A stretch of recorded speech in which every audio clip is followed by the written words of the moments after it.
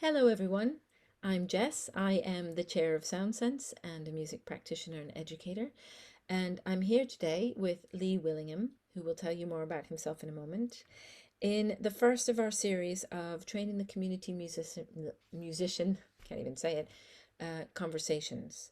Um, we invited you, Lee, to join us first because um, we invited you back in 2019 to our first TTCM as a kind of critical friend or witness to the event and to kind of comment on it from a kind of meta or from the outside looking in, even though you were on the inside as well. So we thought it'd be really nice to start this series of conversations with you. So welcome. Thank you, Jess. It's great to be here, and I have fond memories of that February weekend in Aberdeen, I believe it was. Was it February? Yeah, it was a long time. It was in the bit, but so long ago. It feels like forever. Um, so maybe we'll start with just some introductory questions. I'm like, who are you and what is your practice and what do you want people to Yeah, sure. hear about you? Well, I'll make this the condensed version. I I became a music educator through my sort of formal orthodox training in university music programs. Classically trained piano player, found myself working with choirs because pianists had to have an ensemble, and I became a music teacher in a high school that developed a really fine traditional music program. And from then I started graduate work, and I ended up being a administrator of a large school board in music called the curriculum coordinator. And from that, I was invited to be a lecturer at the Faculty of Education, University of Toronto, which is known as OISE, OISE. And I worked there for 6 years and then finished my doctorate and was invited to be a professor at Laurier University, where I am now. Laurier is in the region of Waterloo, Ontario, central Canada, central Ontario, and a community of over 500,000 people. Two big universities. Well, ours is a mid-sized university, a large university, University of Waterloo, and a large community college. And we're in a high-tech and creative sector. So it's Hmm. sometimes we're called Silicon Valley North, but we have a very interesting location and culture that we work in. My current work at Laurier University is to coordinate the music education. This is for teachers, people who want to be teachers. And I coordinate the MA program in community music. And I'm gradually weaning myself out of the choral program, but I'm coordinating the choir program at the moment as a mentor to a younger incoming coordinator. So that's what I do, and that's where kind of where I came from. That's great. I think you've kind of hit on the second question I was going to ask you, which is a little bit about um, how you came into the practice you're in. But I wonder, you have an MA that you teach in community music, and how did you kind of engage with, how did that master's program come about? Well, I think the first part of your question merits a small response. Is it's not typical necessarily for a person in a traditional music ed program to find themselves centrally located in community music. I think there's a journey there that I won't go into too long, but I found myself at an ISME conference in Bologna in 2008. And in the last session, I stumbled into the community music wrap up group. I'd been with the music educators all week. I was fine with them. There were some tensions there that I thought I don't share, but I found the community music group welcoming and inclusive. And there were several people there that I knew. And I made some initial contacts that I took home with me and uh, thought rather than another MA program in education or in performance or in theory and history, we could really do something that accesses a wider range of interests. And there are a lot of people in careers that have been working a decade or so that want to come back and study, but they don't really have a place to study. They don't want to do a full-time MEd or M performance or something like that. So we found that we could build a program that would be accessible to a wide range of musical practices and genres, careers, um, levels of experience. And here we are 9 years later, um, with a very flourishing MA program, a proposal for a PhD program, and an undergraduate program now, a 4-year Bachelor of Music program in community music that all pivoted, I think, from that meeting in Bologna in 2008. I think that's really interesting because I think a lot of people do kind of stumble into the field of community music, or at least historically. Now I think there's more people choosing it intentionally, but it's always been a sector or a field that people have maybe come from somewhere else and slid into, and then it's become their core. So the question always is, that is asked of me, what exactly is community music? And then as the elevator doors open and close, I say, bye, we'll have to talk sometime. But Yeah. essentially, I think the stumbling in is when they discover that it is kind of what they need at that time for that point in their journey. Mm, And to say that we don't define it, we've written a fair bit about what it is, but we don't say that you can put it in a 2 or 3 sentence elevator response yeah. or lift, as you would say. And so we really look at it as a flexible, dynamic program that addresses the needs of where people and music connect at almost any context. Well, I think that's quite interesting because the next question I was going to bring up has to do or responds well to the term flexible approach because I think, when we think about training, which sometimes can be a bit of a dirty word, but we might not have time for that conversation. But what does training mean to you in the context of community music or in the context of Yeah, your so work? I try not to use the word training, although it's a useful word. I think the word preparation or um, building the tools that you need. What does the job require of you? What tools do you need to do the job? If it's a nail, you need a hammer. If it's a nail and you only have a screwdriver, it's going to be hard. So one of the problems with traditional, classically trained music educators is they're lacking some tools. And so the training, if you will, is to build flexible musicianship. And then the second point I would make is innovative practice. So be flexible and have the tool for the job. And that means you might be, you know, a madrigal expert in Renaissance music, but you've got a kid in your group that's a hip hop artist or a beats maker or a digital DJ, or you might have somebody who comes from the Caribbean who plays the steel pan. So how do we become inclusive music participants and facilitators in these diverse settings? Because if we say, sorry, we're only doing unaccompanied 4-part madrigals, we're not going to have 4 voices to do those madrigals. So that's my thinking, is being flexible. And so I think you alluded to it in an earlier question, was how do we inform music education, or how does how do these two fields kind of intersect? And I think that community music lies within that wider world of music education. Mm-hmm.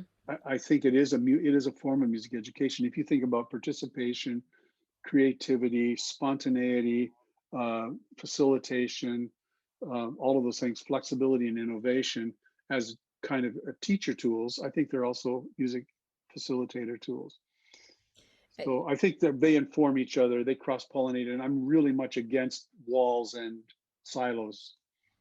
I 100% agree, and one could almost argue that good music education embodies the ethos and practices of community music, well, of good community music practice. Right. And so the tensions lie when you put another label on music education, which looks like it threatens the traditions.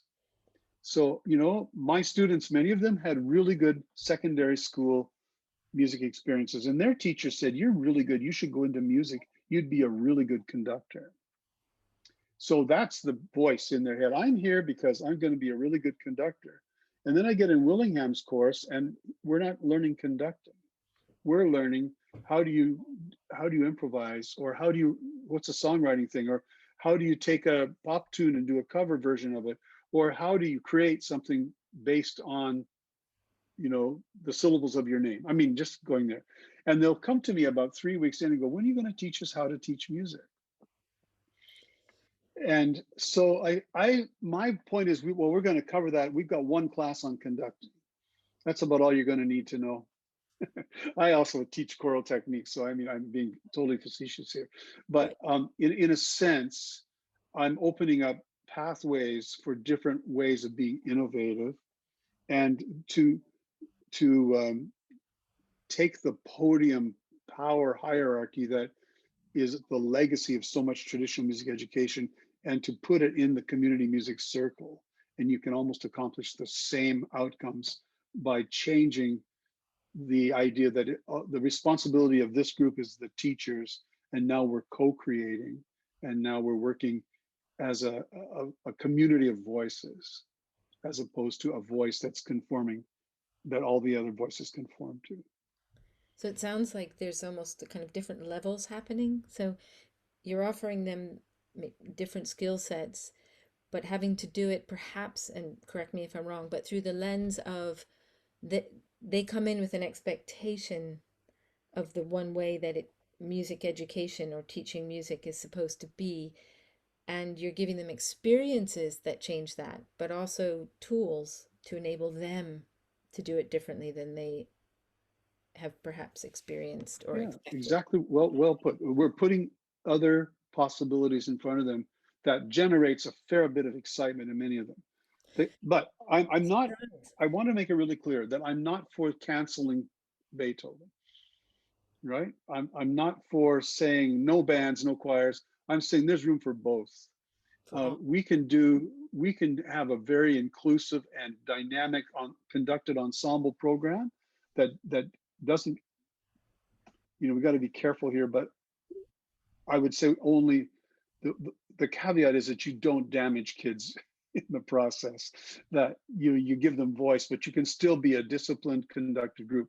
But that's not going to solve the musical practice or the musical needs of 90% of the population in Mm. schools. And if you do, we've done some of these on-street surveys, like 100% of the people I've talked to, and I've talked to over 1,000 now, have a intentional musical practice in their lives, whether it's a playlist for the day, my morning playlist, my work playlist, my afternoon cocktail playlist, and my evening relaxing.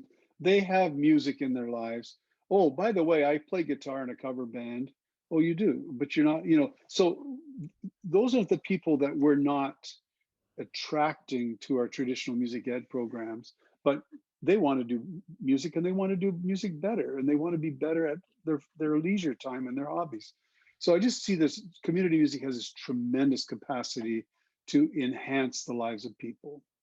Mm, absolutely, including, you know, those who will be the next generation. Horrible term because it implies that my generation is like done, but um, of facilitators, enablers, community musicians, whatever title they choose to, practitioners. Um, do you think that, I mean, this isn't on my list of questions, but I think it's quite relevant because both of us work in academia some of the time. What is it in training or enabling others to facilitate? What needs to happen for them to go out in the field? What are the things that are most important for them to learn along the way? You talked about flexibility. Um, I worry that students who study in academia come out thinking they're qualified stamped, and say, I'm qualified community musician, and they think they're ready.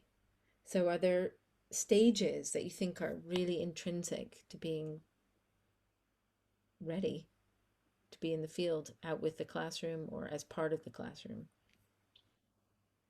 Well, you can have the the quality stamp on you and say, this person's been certified to do this. But we learn by doing, and we need to be given permission to fail and to experiment and to become our own innovative person. Mm. And so that means there will be some disasters along the way, but that's where we learn. And if we can learn from doing as opposed to learning from, I mean, mentoring is fantastic too. And I think every young emerging practitioner needs a mentor or a group of mentors, somebody to which they aspire, not to emulate or clone, but to be given little checks and balances and advice, and that idea that I have someone I can go talk to. And so I mean, people like you and me need to be available to be that person for them, and then we would learn from that experience too. Very much. um, but I just think in our classes and in our academic courses, especially the applied ones, we need to set up scenarios where our students need to be reflexive. I think about reflexivity as from an athletic perspective. Let's take a tennis match, for example, and your opponent hits you a really good backhand, and you fluff it into the net. That informs your next shot, right? So the next time I'm ready, I'm going to, don't do that again. Do this.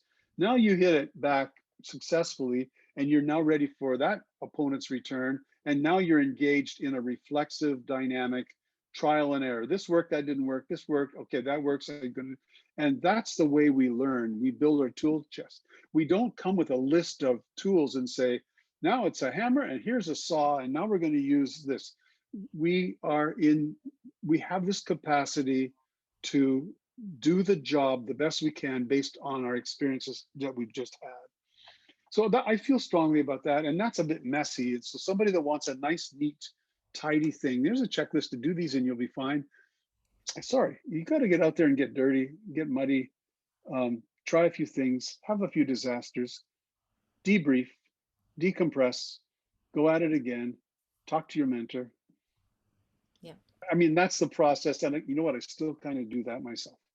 Well, I think if we stop doing it, then we're no longer flexible, reflexive practitioners ourselves. That's the whole Yeah, gig, isn't yeah, it? It's stay responsive and stay open and yeah, challenge ourselves. It's really interesting for me because one of the things I carry quite heavily in my practice and what I try to embed in those that I'm enabling to go out and do practice like this is the kind of duty of care and responsibility to participants, both from the perspective of the safety that being in a group in general holds, but then the even more connectedness that music can elicit, which so the whole trial and error thing for me, I 100% believe in, but I also get into this thing of, is it fair on participants if we send out these people to have potential disasters?